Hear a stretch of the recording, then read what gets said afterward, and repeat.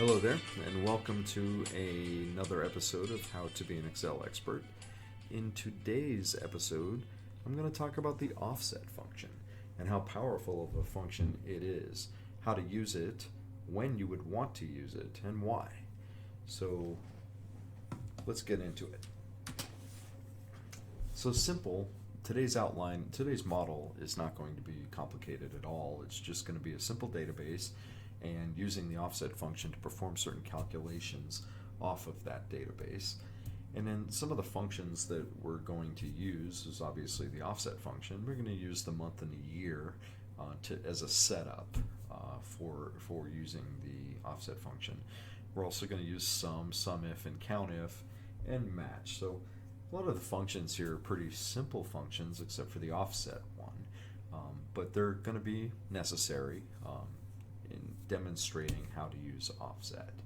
And then name manager will be the one tool that we use, and it's not necessary to use it, but I'm showing at the end how you can make dynamically named variable arrays dynamically named variables using the offset function to make your spreadsheet much more clean and efficient. Okay, so the offset function, in its basic definition, it is a function that allows you to create a dynamic array or matrix.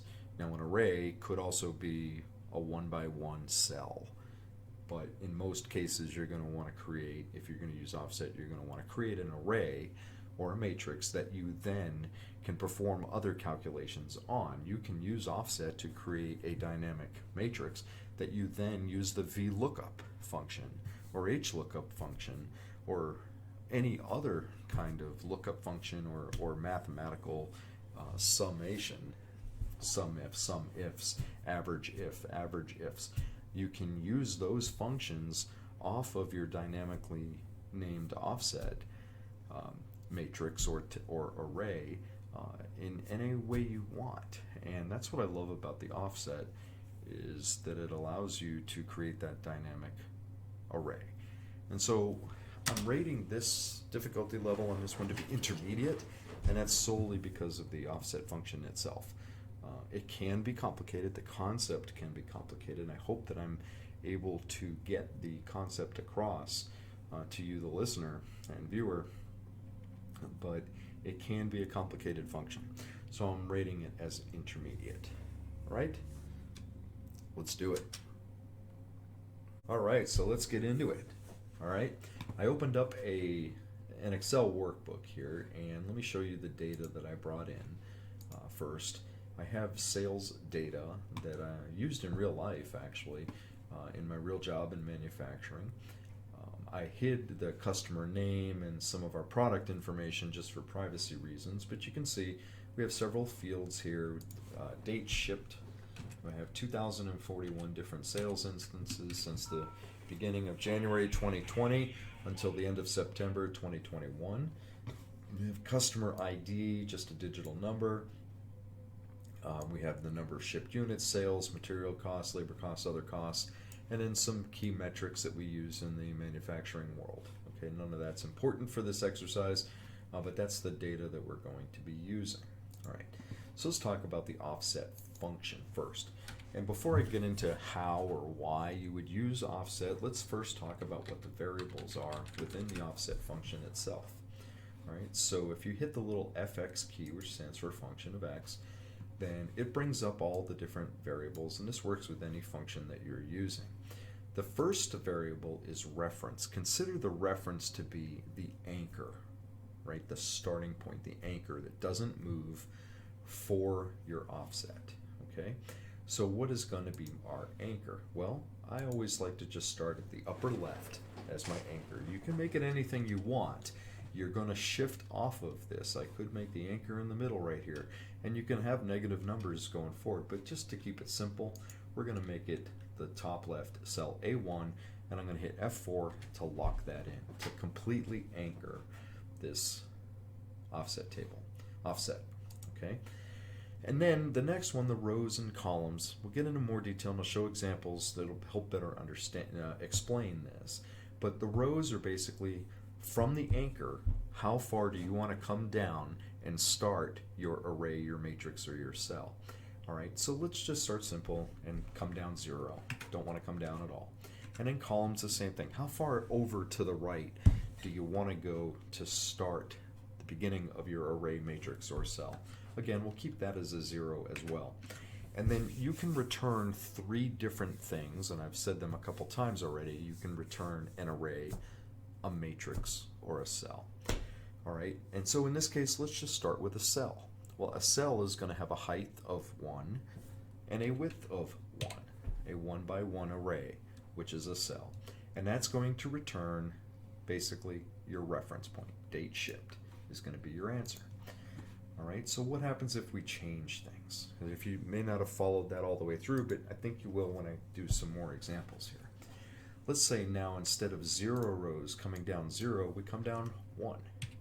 And we stayed 0 on the columns. We don't go any further over to the right. We just stay in column A. And we still want to return a cell. That's just going to give us a date, 43/8/32, which in date format will be January 2nd, 2020. So we started here on our reference point, date shipped.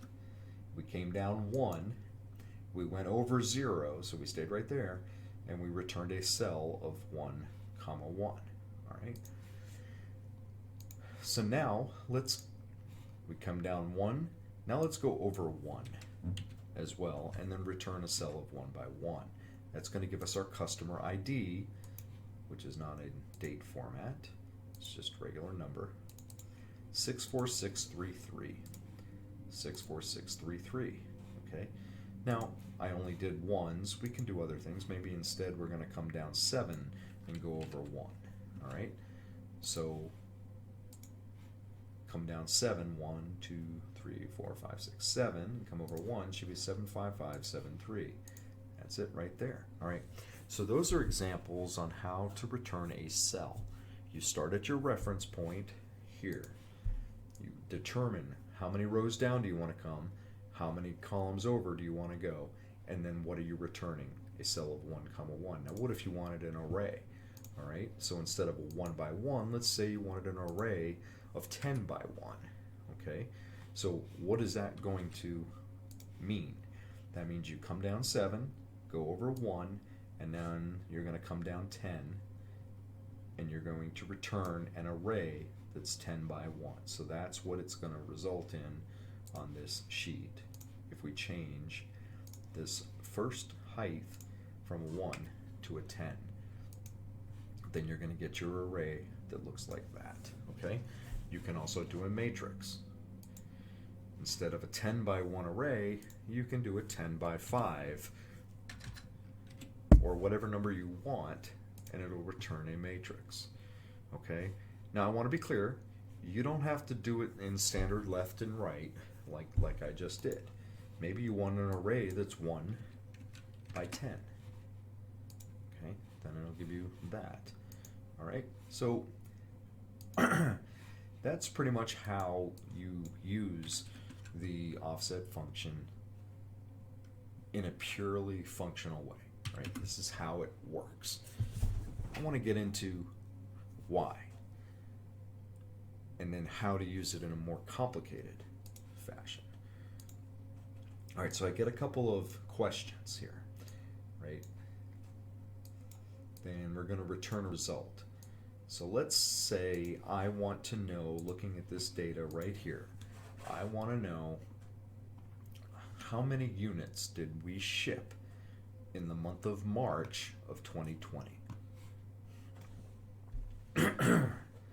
So in order to do that, we need to figure out, we're going to use this as our reference, how far down do we need to go to get to the first instance of March. It's not always going to be March 1st either. So we need to figure out the month. All right. So I'm going to first create over here to the end a month. We'll call it year month. All right. Now a year month, I'm going to start with the year itself and the year of the date that's shipped, and it's going to return in 2020. Okay. But I also want to add on to it the month. Now, you can do this a number of different ways. My preferred method is then to just add the month of A2, and I'll divide it by 100 so that it looks like this, 2020-01. All right? Now, if it was October, it'd be 2020.10, so on and so forth, but it's in a number format, not an integer, but a number format, which makes it easier, in my opinion, to use going forward. So, all right, so we need to come down 195 cells to get to the first instance of March.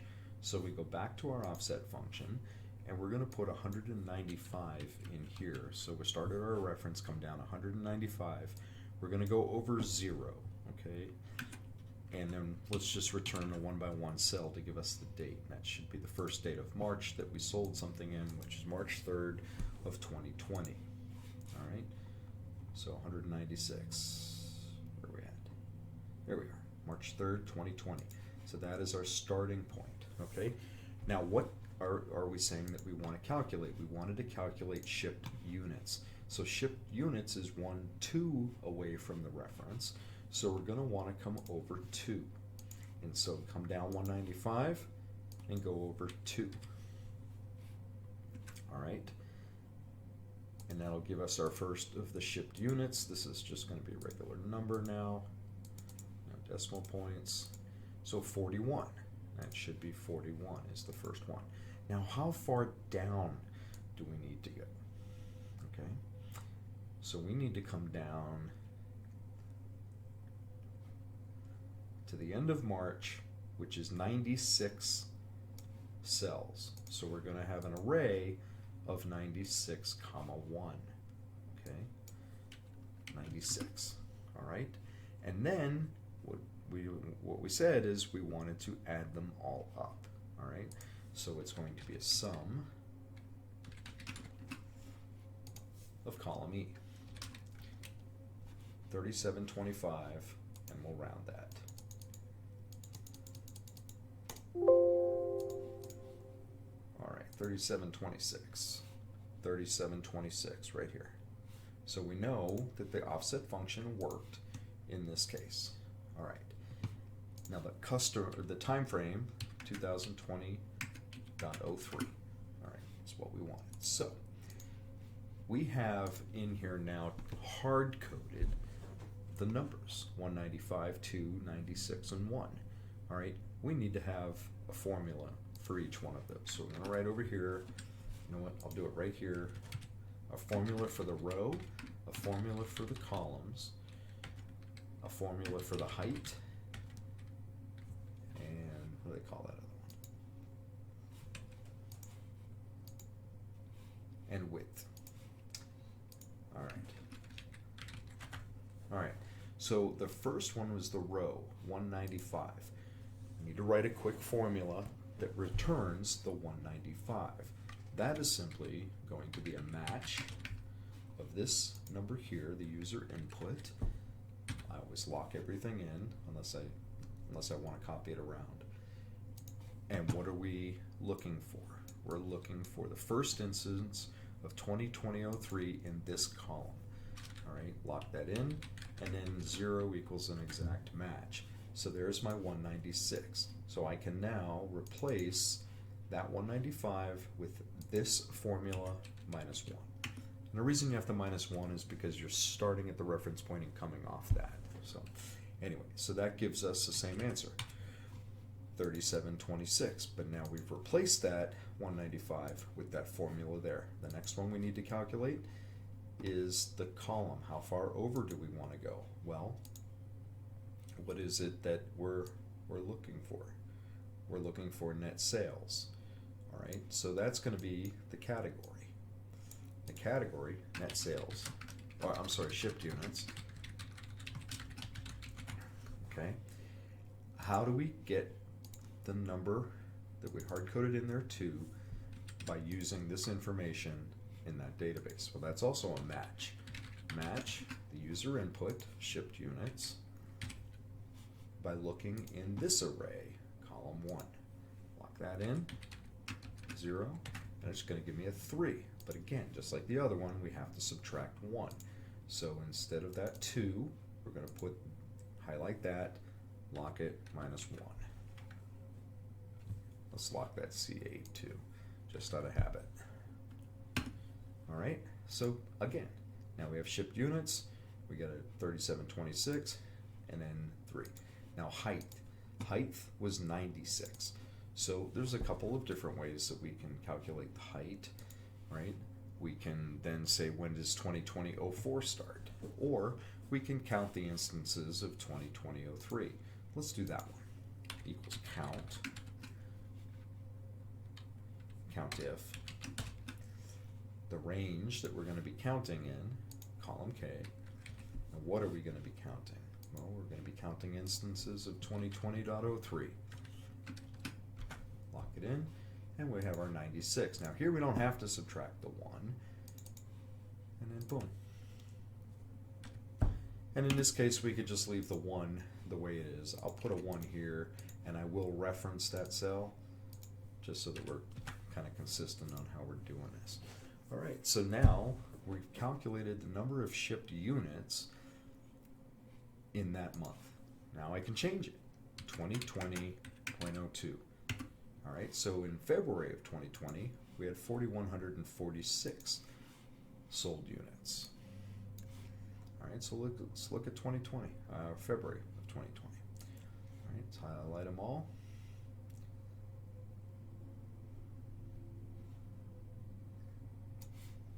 $41.46. Now instead of the number of shipped units, let's do net sales. All I have to do now is type the word net sales, and I get, this will be currency.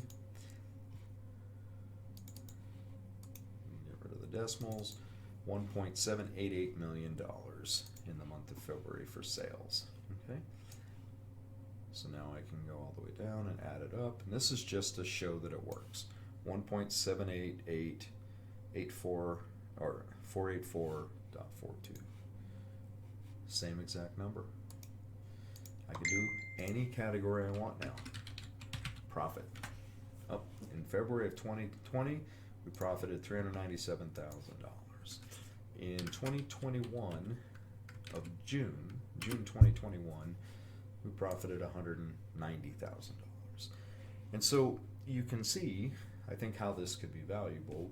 You can allow the user to put in all kinds of different information, and basically you're creating your own pivot table, to be honest, without actually having a pivot table. And I think that's kind of cool.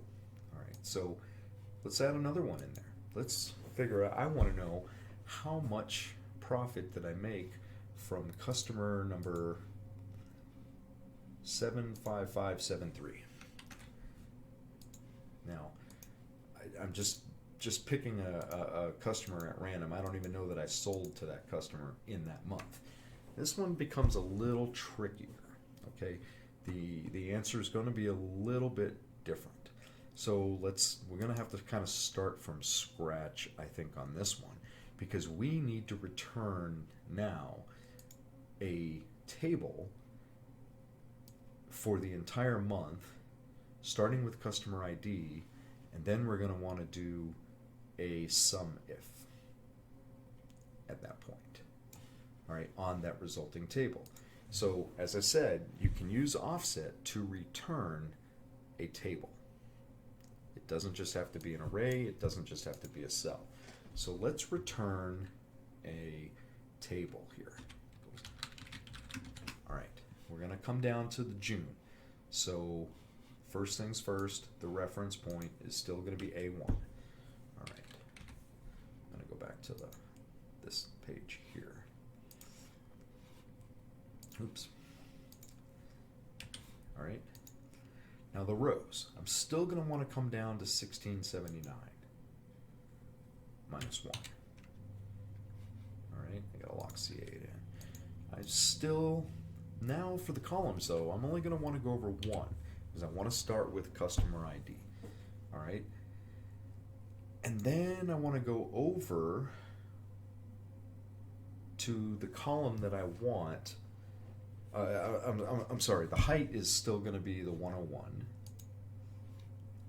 And then the width, though, is going to be the column minus 1. Yes. I'll lock those cells in. And why is that? All right, so we're coming all the way over to profit, all right, because that's the one we want to add. All right, the profit is the 10th column over from the reference point, but we're actually going to be returning with all the fields with the customer ID all the way to the left. All right, so the customer ID, and then we have all the fields over here all the way to profit. All right, so if I add up all that profit here, I should come up with 189,763. So let's add them all up.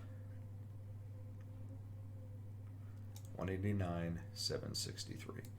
Now we are bringing in more information than we needed, but because we're going to now have to be doing a sum if. All right.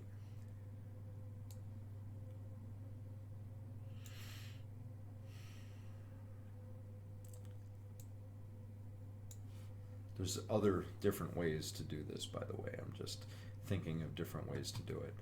All right, so now for this example, I'm going to have a different result here. This is going to be the result of all customers, and this is going to be the result for the specific customer. Now we're going to do a sum if, okay? The range, the criteria range is going to be here. Lock it, and the criteria itself is this cell, and then the summation range is going to be here.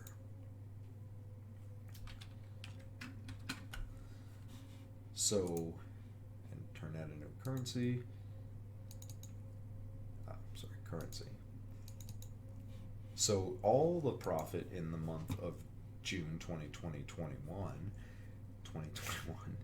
is $189,000. The profit from that specific customer is $52,000. Okay, so just another example of how you can use the offset function to come up with an answer to a problem. I'm going to delete this one now. All right, because I want to show a different way to do the same thing that I just did. All right, I first could bring in all those customers, and I could just do offset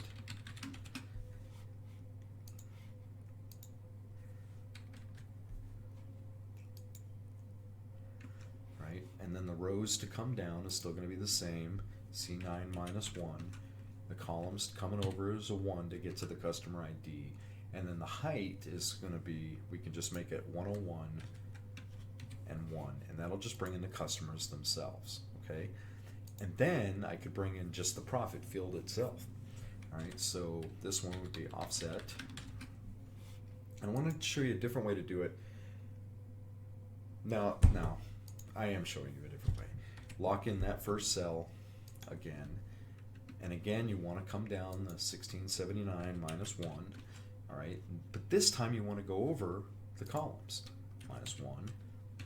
And then you want to return your 101, comma 1. And now that'll just bring in the profit field. All right, so you're bringing in less information. Let's total it up to see 189,763. Perfect. And then now it's again a simple sum if range there.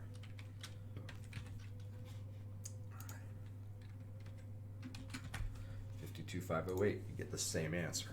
So you can bring it in, just bring in the cells you want. The reason I did this way, the reason I like it better this way, is now if I change this to shipped unit or net sales, we'll do net sales, I'll get the right answer. Before, when I had a table here, that wouldn't have worked. It wouldn't have worked because it was bringing in all those other fields. This way, it works no matter what. So you have this. To me, it's pretty cool, right? So what about October of 2021? We're going to get errors. Why are we getting errors? Well, we're getting errors because we don't have any sales information for October of 2021. All right, but actually, I do.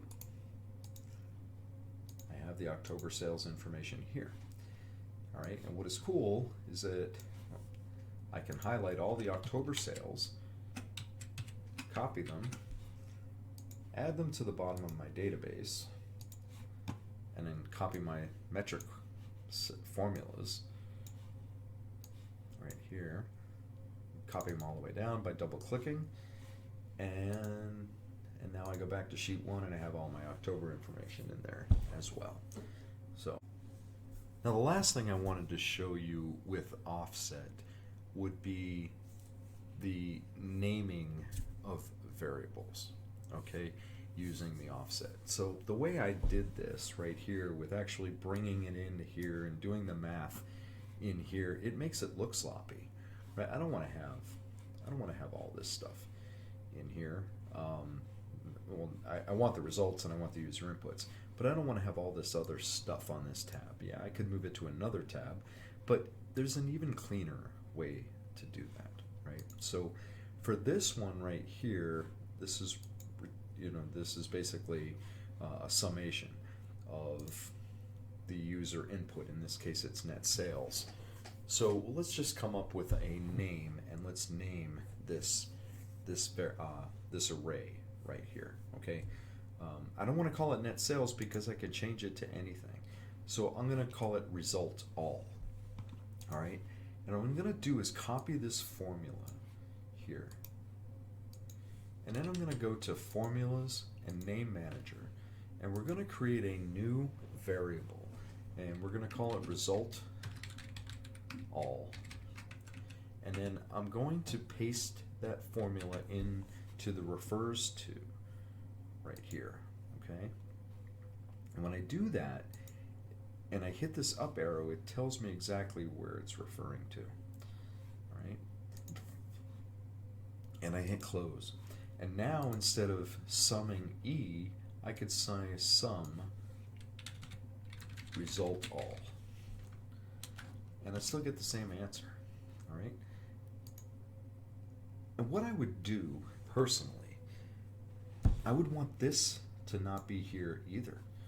Okay, so I'm going to copy this formula right here for cell C9, copy it by hitting Control C, and then I'm going to come back in here, and wherever it says C9, I'm going to paste it. All right, and there's no other instances of C9, so that one's done. And then I'm going to come down to the column 1, and I'm going to copy its function, its formula. All right, and then I'm going to go back in here, and wherever it says C10, I'm going to paste that formula. I'm going to do the same thing for height.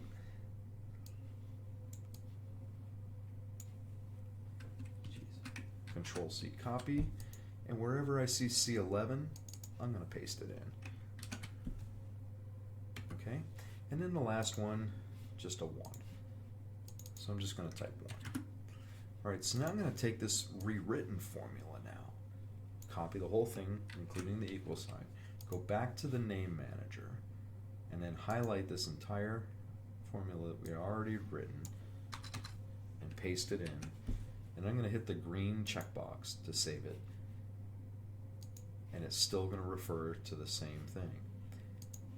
All right. Now I can delete this. And I still have result all. Because result all is now a variable, all right, in the name manager. It's not anywhere in a workbook. It's just a function in name manager, but it's clean. So let's do the same thing here. All right, this one's going to be, oh, I can't believe I made that mistake, result customer ID. All right, so we're going to do the same thing, but let's do it backwards here. The height is going to be that, and the height is going to be C11, so we're going to paste that into C11. All right, what else? What do we have next? C9.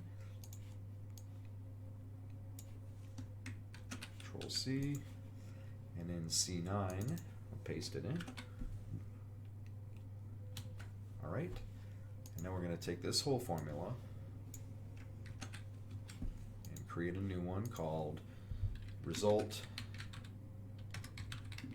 customer ID. paste it in, and then hit that, and it's going to refer to the customer IDs. All right. And now we can delete this one. It's going to give me an error there, but instead of G, I can put result customer ID. Hit the down arrow and hit tab, and it'll put it in, and then comma, and then I get my answer again. Now we'll do the same thing for this. This will be result, I'm going to call it category. All right, so let's do the same thing though. We need C11. We need that formula for C11.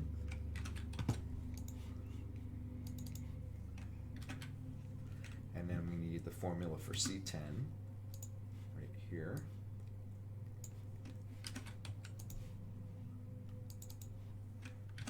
Paste that in, and then we need the formula for C9.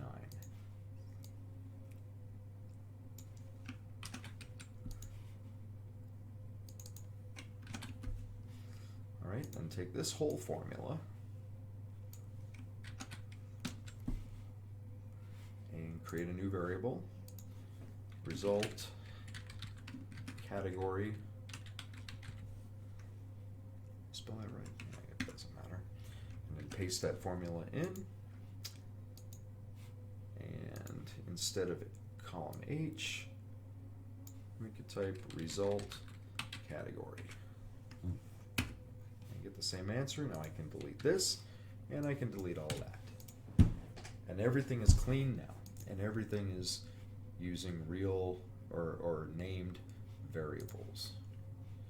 All right. Can even make it even cleaner by titling this time frame, titling this category, and titling this customer. All right, and then so instead of C4, we can put in customer. All right, so now everything is clean. I like that. I like having named variables everywhere. So we can then change it to 2021-07, and I want to know material margin,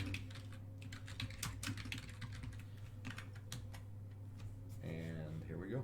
So the results for all, we spent $747,000 on materials in that month. Or, I'm sorry, that's our material margin. It's not profit, but anyway, I don't want to get into that. And then the result for that customer is we had $128,000 material margin from that customer in that month. So yeah, I mean, I hope that you've seen the different ways that you can use the offset function. Again, you can return a cell, an array, or a table.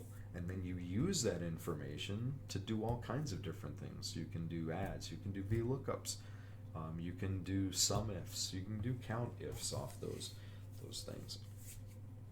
And it's kind of neat that you can then name those variables and not even have those matrices, arrays, or cells show up anywhere in your workbook by creating formulas in the name manager. So I hope that this has shown you how to use offset and when and why you might want to use offset. If you have any questions, leave them in the comments below. Thank you very much. Have a great day.